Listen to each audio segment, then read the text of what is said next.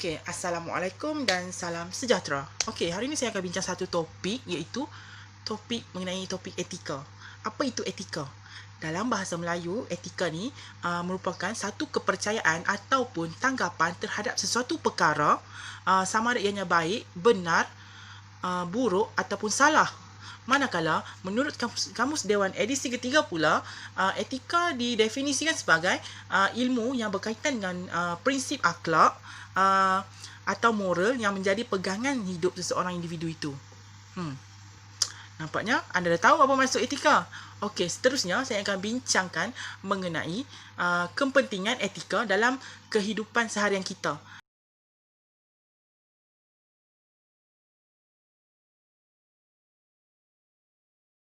Okey, yang pertama ialah berkaitan dengan aspek individu.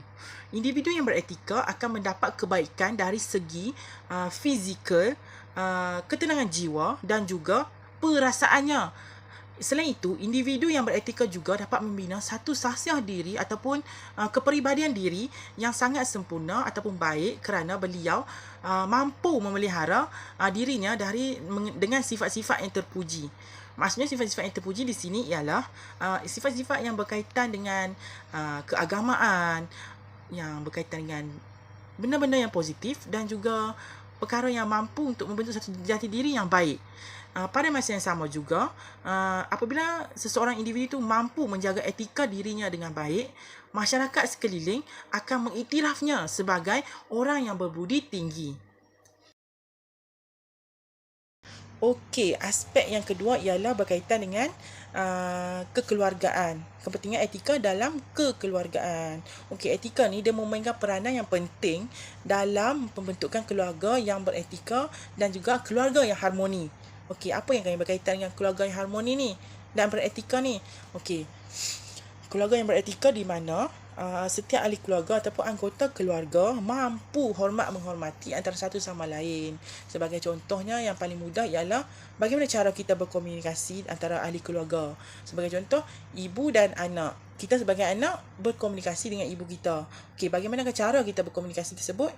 Mestilah kita menggunakan bahasa yang sopan dan juga bahasa yang baik lah di sini. Okey, oleh itu melalui penggunaan bahasa yang baik itu sudah menunjukkan kita ni seorang yang beretika.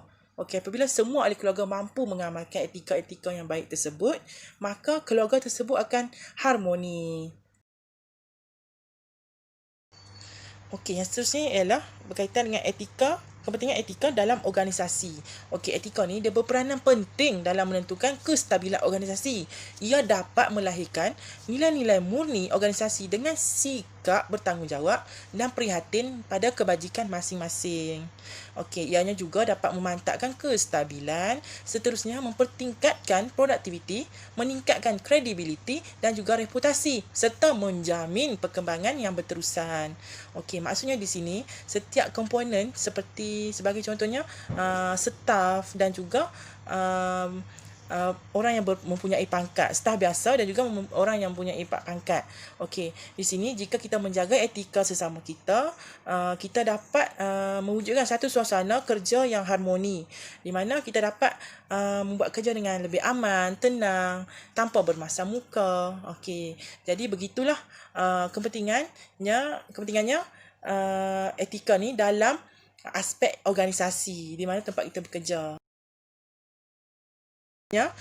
Seterusnya ialah kepentingan etika dalam aspek masyarakat pula. Okey, kepentingan etika dalam sesebuah masyarakat ini tidak dapat dipertikaikan kerana ia dapat memelihara keamanan, keadilan dan kesejahteraan yang berterusan. Masyarakat yang beretika juga dapat membentuk persekitaran yang sihat dan menghindari masalah-masalah sosial seperti pembuangan bayi, perompakan, penyeludupan barangan haram dan seumpamanya. Okey, maksudnya di sini kita dapat lihat apabila etika dalam kalangan masyarakat itu dapat dibentuk, maka masalah-masalah negatif ni dapat dihindarkan. Sebagai contoh yang saya sebut tadi, masalah-masalah sosial seperti pembuangan bayi. Jika kita mempunyai etika dan juga akhlak yang baik dalam diri kita, kita tidak akan melakukan perkara-perkara yang negatif tersebut. Kita akan sentiasa mendekatkan diri dengan perkara-perkara yang positif, mengamalkan amalan-amalan yang mulia dan juga banyak mendekatkan diri dengan aspek-aspek keagamaan. Okey. Sekian, terima kasih.